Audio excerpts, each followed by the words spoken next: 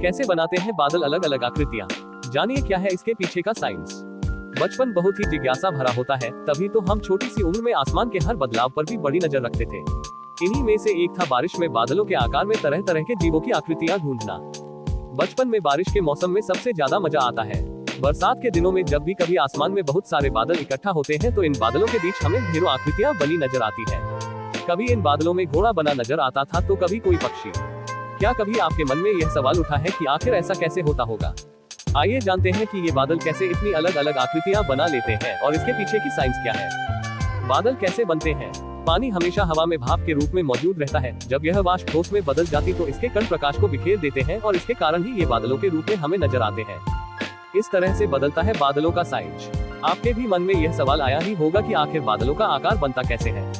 तो इसके पीछे टेम्परेचर, घनत्व और गति जिम्मेदार होते हैं, जिसके कारण आसमान में बादलों की अजीबोगरीब जैसे कभी घोड़ा तो कभी पक्षी और कभी किसी बच्चे जैसी आकृतियां बनती हैं। बादलों के प्रकार। आसमान में दिखाई देने वाले दो प्रकार के होते हैं। पहला है क्यूमुलस बादल, जो कि कॉटन की तरह नजर आते हैं। हालांकि क्यूमुलस बादल वातावरण में कम ही बनते हैं। इन्हें कपासी बादल भी कहते हैं।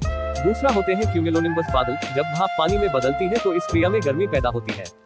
जब वायुमंडल में स्थितियां इसके प्रतिकूल होती हैं तो ये गर्मी बादल में तब्दील हो जाती है।